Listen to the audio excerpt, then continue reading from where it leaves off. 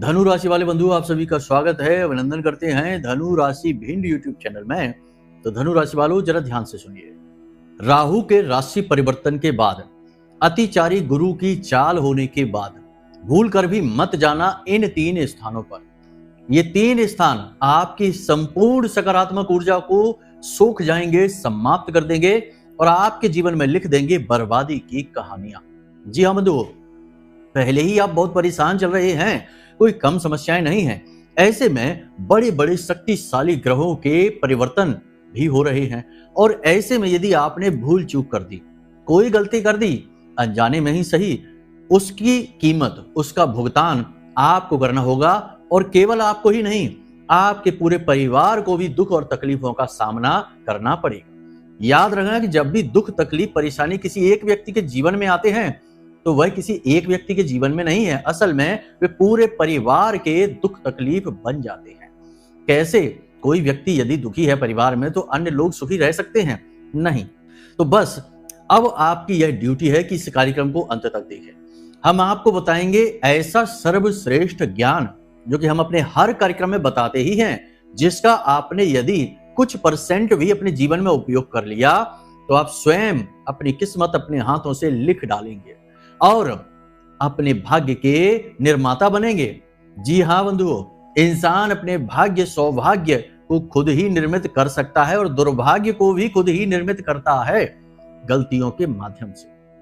इसीलिए गुरु की आवश्यकता होती है, जो पल प्रतिपल मार्गदर्शन करे, चाणक्य की भांति, जो एक छोटे से चरवाहे को राजा बना सकते हैं।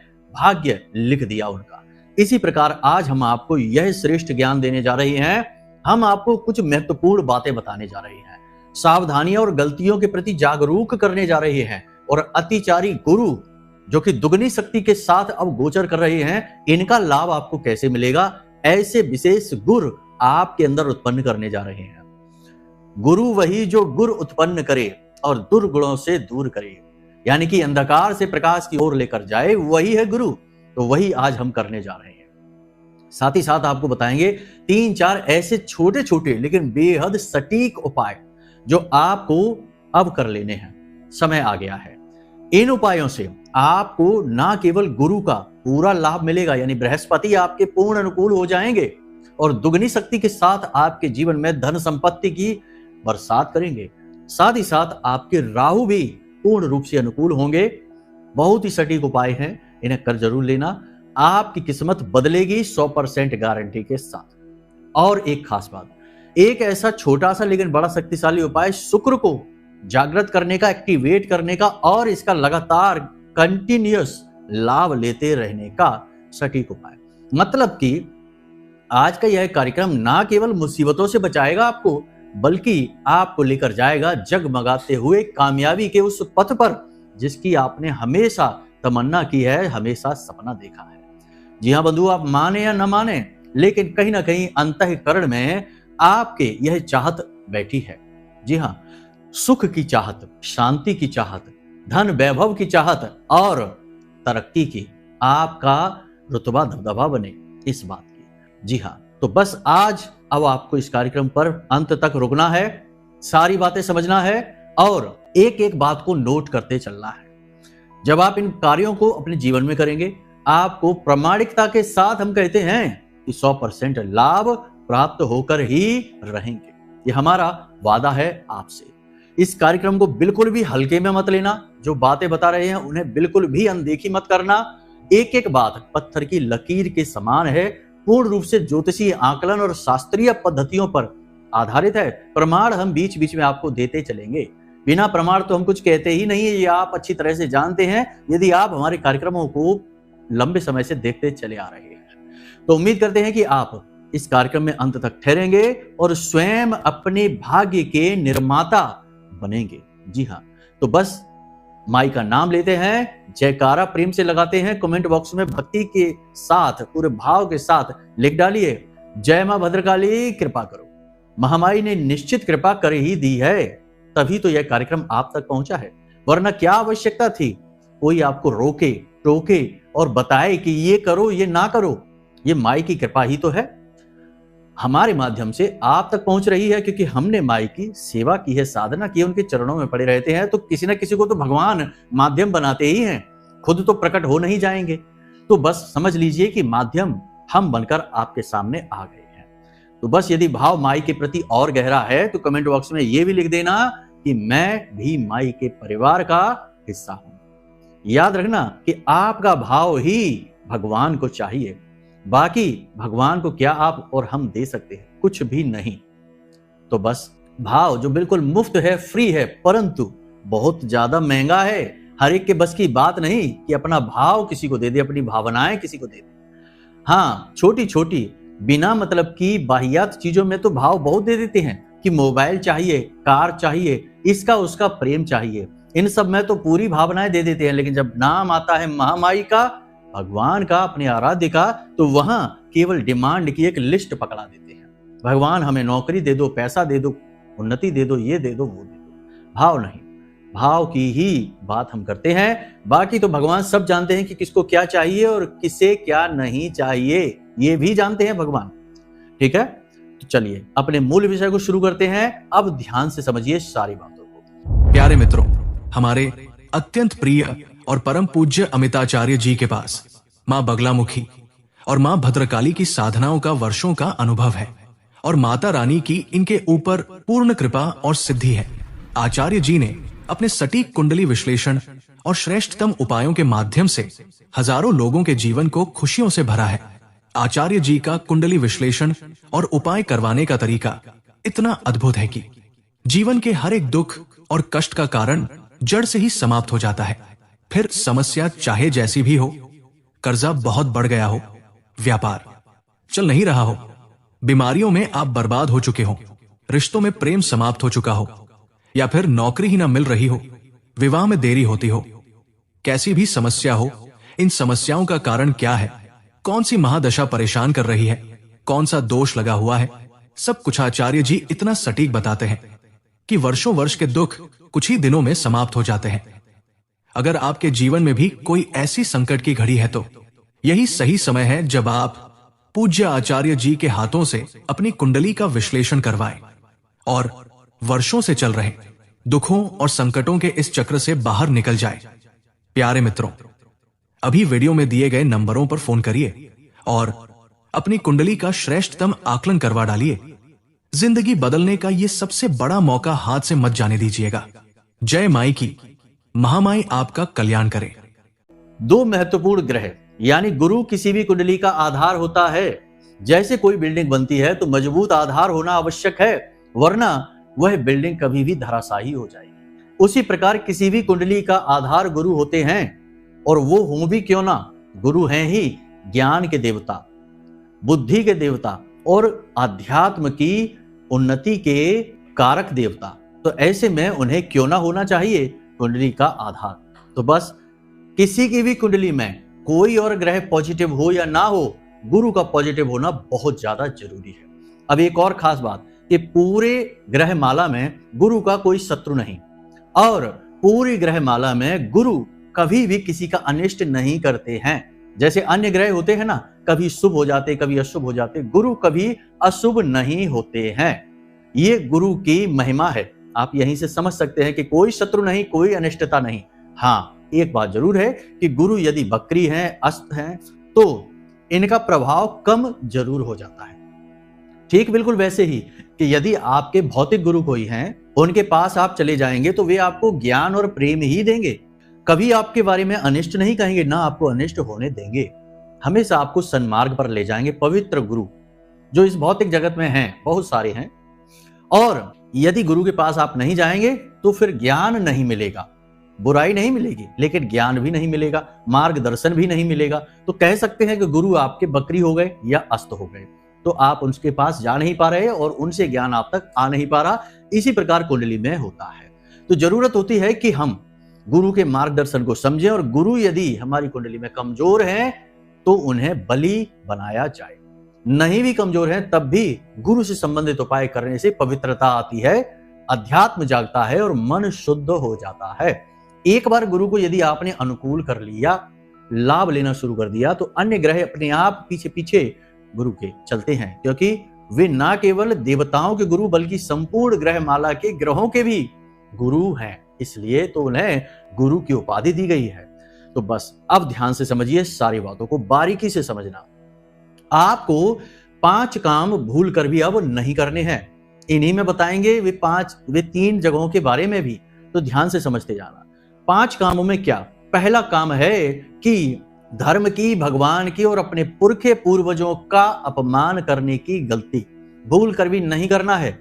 बेशक आज का समय विज्ञान का समय है, लोग प्रामाणिकता पर ज्यादा ध्यान देते हैं, हर एक चीज प्रमाणित करने की बात करते हैं, तब भी हर बात को प्रमाणित कर पाना संभव नहीं है। तो कुछ बातें हमें माननी पड़ती हैं, क्योंकि वे बातें अनुभवों पर आधारित होती हैं।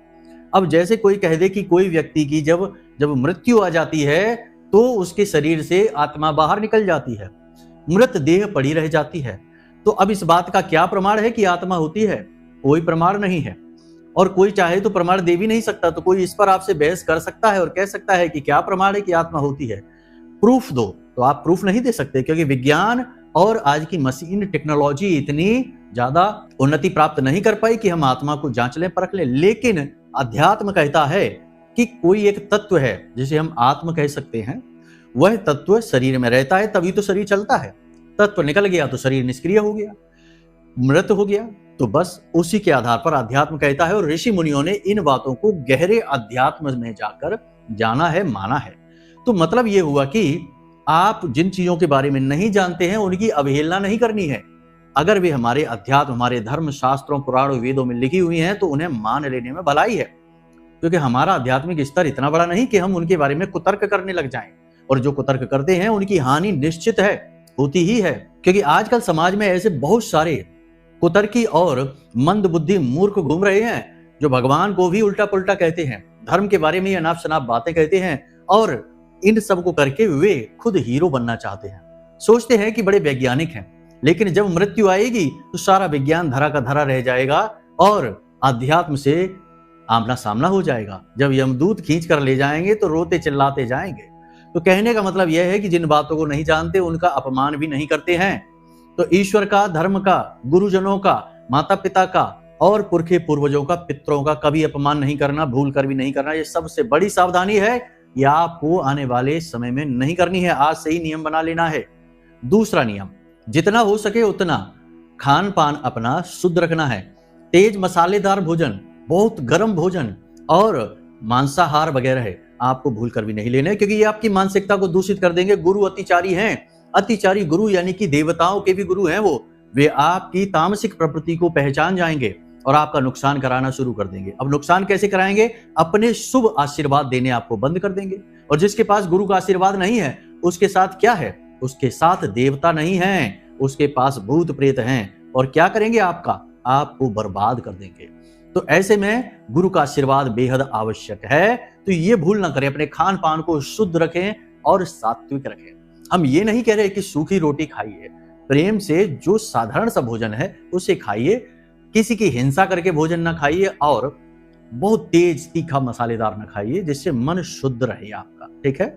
अगली सावधानी यह है कि शराब, सट्टेबाजी, शेयर मार्केट और इसी प्रकार के कम मेहनत के या बिना मेहनत के अमीर बनाने वाली जो योजनाएं हैं उन सब पर पैसा लगाना आज से बंद, क्योंकि जो भी ये कार्य करेगा वो बर्बाद हो जाएगा। याद रखना कि जो धन आप अपने पास लेकर आते हैं वो धन केवल कागज के नोट नहीं है, वे ऊर्जा है। आप अपनी ऊर्जा खर्च करेंगे तब बदले में महालक्ष्मी की ऊर्जा आपके पास आएगी धन संपत्ति के रूप में। लेकिन यदि आप कोई ऐसा कार्य कर रहे हैं कि जुआ खेलना चाहते हैं, सट्टेबाजी करते हैं, ना जाने क्या क्या तरीके हैं। हम तो कुंडली विश्लेषण करते हैं, लोगों से बात करते हैं तो लोग बताते हैं बड़ी विचित्र बातें, हम तो सुनकर चौंक जाते हैं कि ये सब भी होता है, हमने तो केवल जुआ सुन रखा था। तो अब इन तरीकों से धन कमाने की कोशिश करेंगे तो बर्बाद हो जाएंगे। तो अपने धन को सुरक्षित रखिए, पैसे को सुरक्षित रखिए और मेहनत कश तरीकों को अपनाइए। हाँ, ये बात अलग है कि जब आप अनुभवी होते जाएंगे तो मेहनत कम होती जाएगी, लोग जुड़ते जाएंगे और आप एक बड़ी कंपनी, एक फैक्ट्री और एक बड़े उद्योग के मालिक बन जाएंगे, तब मेहनत बहुत कम रहेगी। लेकिन हर बड़े आदमी ने जो बहुत कामयाब है उसने शुरुआती स्तर पर बहुत कठोर परिश्रम किया ही है, क्योंकि आज आप अपनी ऊर्जा खर्च करेंगे तो कल महालक्ष्मी की ऊर्जा आपको प्राप्त होगी। ये लेन देन ऊर्जाओं का है। हमें लगता है ऐसा है कि हमें पैसा मिल रहा है, धन मिल रही है, ये मायने ही नहीं रखता। धन संपत्ति कागज के नोट नहीं है, ये एक ऊर्जा है जो आपके पास आती ही तब है जब आप यहां से अपनी ऊर्जा को ट्रांसफर करते हैं, यानी कि मेहनत करते हैं। तो इस भ्रम को न पालना कि बिना मेहनत किए कोई अमीर बन जाता है। इन चक्करों में लाखों लोग बर्बाद हो चुके हैं। जरा जरा सी उम्र के बच्चे आजकल के मोबाइलों के चक्करों में पड़कर मिट चुके हैं, बर्बाद हो चुके हैं, अपने माता पिता को लाखों के कर्जों में डुबा चुके हैं। आप सावधान हो जाना, अतिचारी गुरु आपको मिटा देंगे और राहु का राशि परिवर्तन आपको और गहरे गड्ढे में दबा देगा। तो सावधानी ही बचाव है। इसी के साथ साथ आप खुद अपना आकलन करिए। झूठ, व्यभिचार, अनाचार, अत्याचार, वाणी से, अपने कर्मों से किसी की हिंसा, ये सारे कार्य आपको छोड़ देने हैं, क्योंकि इनसे तो वैसे भी किसी का भला नहीं हुआ, तो आपका कैसे हो जाएगा। अपनी वाणी को विनम्र रखिए, शांत रहिए, मन को शांत रखिए और अपने लक्ष्य को भेदने के लिए बिल्कुल एकाग्र हो जाइए। सब कुछ भूल जाइए, बिल्कुल अर्जुन की भांति केवल चिड़िया की आंख देखनी है।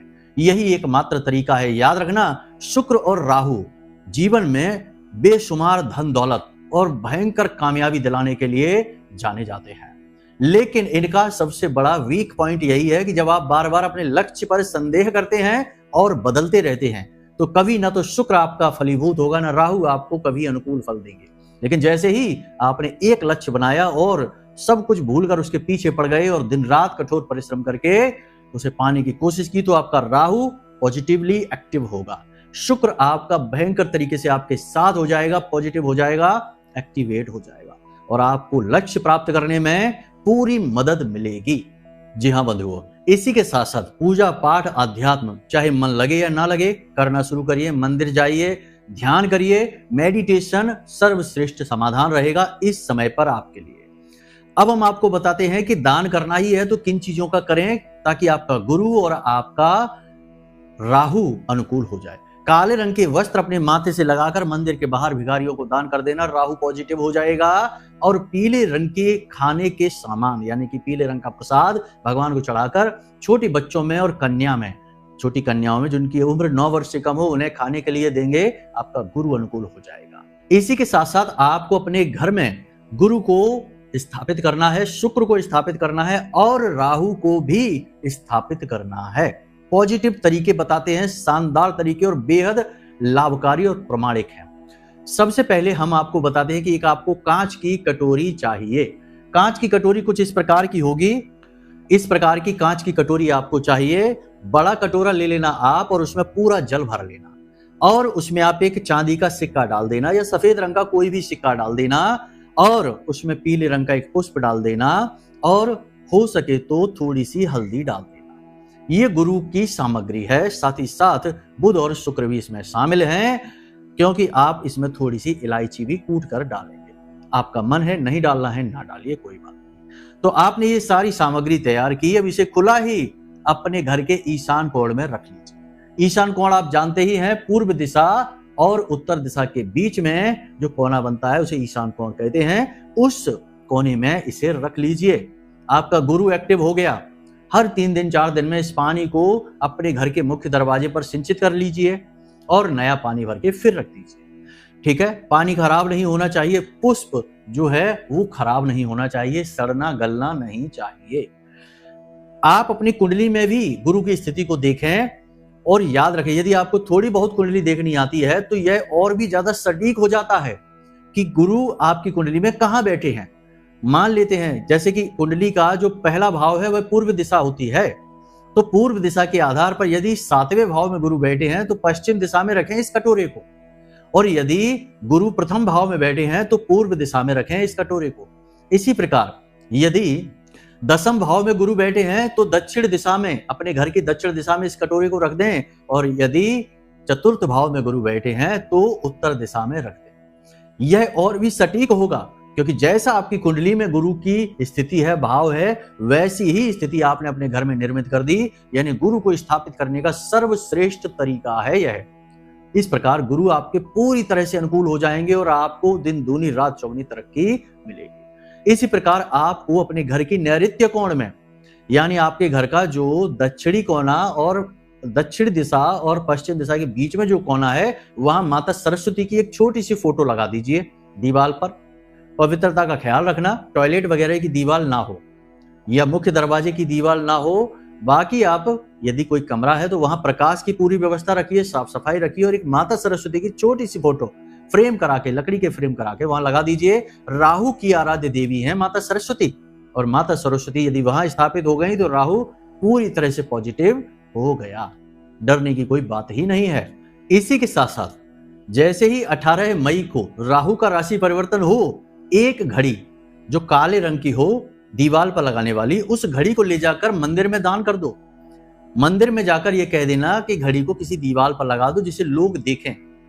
अगर ये काम आप करने में कामयाब हो जाते हैं तो राहु की पूरी तरह से पॉजिटिव एनर्जी आपको चारों तरफ से घेर लेगी, आपका उद्धार निश्चित है। याद रखना कि जिसको राहु तारे उसे फिर कोई ना मारे, ये ज्योतिष की सबसे मशहूर कहावतों में से एक है। तो राहु आपको तारने के लिए आगे बढ़कर आएंगे और आपका उद्धार कर डालेंगे। अब बात करते हैं 3 स्थानों के विषय में। कौन से हैं वो 3 स्थान जहां आपको भूल कर भी अब नहीं जाना है, क्योंकि राहु का भी राशि परिवर्तन हो चुका है। तो ध्यान से समझिए, यानी कि अभी नहीं हुआ तो 18 मई को हो ही जाएगा। तो ये स्थान कौन से हैं, यहां आपको नहीं जाना। सबसे पहला स्थान कि जहां जुआ या शराब या सट्टेबाजी का कार्य हो रहा है, क्योंकि ये जो जगह हैं यहां राहु पूरी शक्ति के साथ स्थापित होता है निगेटिव तरीके से। यानी राहु पूर्ण रूप से निगेटिव और पूर्ण रूप से पॉजिटिव भी हो सकता है। तो यहां पर राहु की पूरी तरह से निगेटिव एनर्जी होती है, यहां आपको भूल कर भी नहीं जाना है। कम से कम राहु के राशि परिवर्तन के 7 दिन तक, जी हां 7 दिन तक राहु का प्रभाव आपको बर्बाद कर देगा। वो रूपरेखा बन जाएगी कि आप पूरी तरह से मिट जाएंगे। तो ऐसे स्थान पर आपको नहीं जाना है। दूसरा स्थान शमशान घाट या कब्रिस्तान। राहु के राशि परिवर्तन के 7 दिन के अंदर अंदर इस स्थान पर भी आपको नहीं जाना है। ये अंत की शुरुआत है, और अंत की शुरुआत यानी जहां अंत होता है वहां पर यदि हम पहुंच जाएंगे तो वहां पर भी बहुत निगेटिविटी होती है और राहु निगेटिवली एक्टिवेटेड रहता ही है। वहां आप पहुंच जाएंगे तो आपका राहु कितना भी आप उपाय करके पॉजिटिव कर लेंगे, निगेटिव हो ही जाएगा। जी हां बंधुओं, इसी के साथ साथ यदि कहीं झगड़ा हो रहा है और बहुत ज्यादा वाद विवाद हो रहा है, यहां तक कि गाली गलौज या अपशब्दों का प्रयोग किया जा रहा है, तो ऐसी जगह पर तो भूल कर भी मत जाना, तुरंत उठकर उस जगह से भाग जाना। कारण इसका यह है कि यहां पर माता सरस्वती का अपमान हो रहा होता है, बुध पूरी तरह से निगेटिव हो चुका होता है और उस स्थान की ऊर्जा राहु के लिए निगेटिवली एक्टिवेटेड हो जाती है। यानी कि वहां पर आप यदि रुकेंगे भी तो आपका राहु पूरी तरह से निगेटिव हो जाएगा और आपको बर्बाद कर देगा।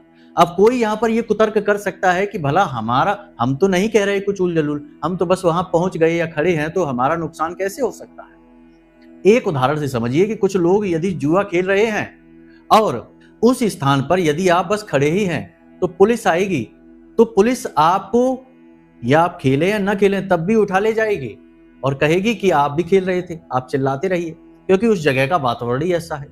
ऐसे ही कहीं पर कोई मदिरा पान कर रहा है, बहुत सारे लोग, आप वहां पर बैठ ही जाइए तो देखने वाले तो यही समझेंगे ना कि आप भी वहां पर यही कार्य कर रहे हैं, वरना आप वहां बैठे ही क्यों हैं। यदि आपको इन चीजों में रुचि नहीं है तो आप वहां रुकेंगे क्यों। आप वहां रुके हैं, इसका मतलब आपकी वहां रुचि है।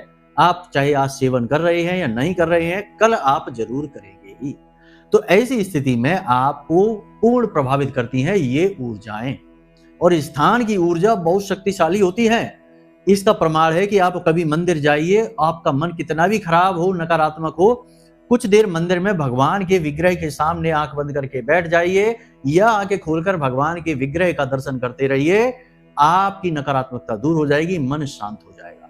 ये सकारात्मक ऊर्जा का प्रभाव रहेगा, क्योंकि मंदिर में पूर्ण सकारात्मक ऊर्जा का तेज प्रवाह रहता है। इसीलिए मंदिर जाने की सलाह अक्सर हम आपको देते ही रहते हैं। तो कुतर्कों के चक्कर में यदि आप पड़ेंगे तो फिर बस यही करते रहिए कि हर चीज का खंडन करिए और अपने अनुसार चीजों को तोड़ मरोड़ कर अपने जीवन में लेकर आइए। लेकिन इस तरह बात नहीं बनेगी, इस तरह तो केवल और केवल कंफ्यूजन बढ़ेगा, बर्बादी आएगी और बस जीवन भर उलझी चीजों को सुलझाते सुलझाते ही निकल जाएगा। बेहतर यह है कि गुरुजनों के बताए मार्ग पर आंख बंद करके चलिए और सफलता आसानी से प्राप्त हो जाएगी और जीवन शुद्धता सकारात्मकता के साथ बीतेगा और अंत महामाई के चरणों में होगा, यह प्रभु के दरबार में होगा। समझ में आई बात? इसलिए तो ये सारी बातें आपको बताते हैं।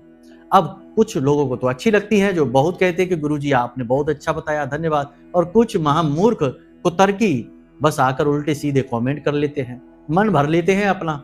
कोई बात नहीं, महामाई जब उन्हें सद्बुद्धि देंगी तो अपने आप हाथ जोड़कर आएंगे माई के दरबार में, और माई उन्हें क्षमा करके फिर से उनका जीवन खुशियों से भर देंगे, क्योंकि माँ तो माँ है, वो किसी से वैर नहीं कर सकती। तो उम्मीद करते हैं कि सारी बातें आपको समझ में आ गई हैं। इन बातों का जीवन में उपयोग करिए और अपने जीवन को खुद अपने हाथों से सुंदर बना डालिए, क्योंकि सब कुछ आपको ही तो करना है। तभी तो तुलसी बाबा ने लिख दिया कि कर्म प्रधान विश्व करे राखा, जो जस करहि सो तस फल चाखा। तो बस अच्छा करिए, अच्छा फल चखिए, वरना नकारात्मकता के साथ नकारात्मक फल, बुरा फल तो मिलेगा ही मिलेगा। अब यदि मन में कोई प्रश्न उठे या कुंडली का विश्लेषण कराना है तो नंबर वीडियो में दे रखे हैं, इन नंबरों पर फोन करिए और हमसे कुंडली का विश्लेषण करके मार्गदर्शन प्राप्त कर लीजिए। चलिए बंधु, आज के इस कार्यक्रम को यहीं विराम देते हैं। हमेशा हंसते रहिए, मुस्कुराते रहिए, सकारात्मक रहिए, महामाई पर अपनी आस्था और विश्वास बनाकर रखिए, क्योंकि आपका उद्धार तो वहीं से होना है। प्रेम से बोलिए जय माई की। हमारे प्रिय और परम पूज्य आचार्य जी ने अपनी साधनाओं के अनुभवों पर आधारित शक्तिशाली उपाय और क्रियाओं के माध्यम से हजारों लोगों के जीवन को पूरी तरह से बदला है।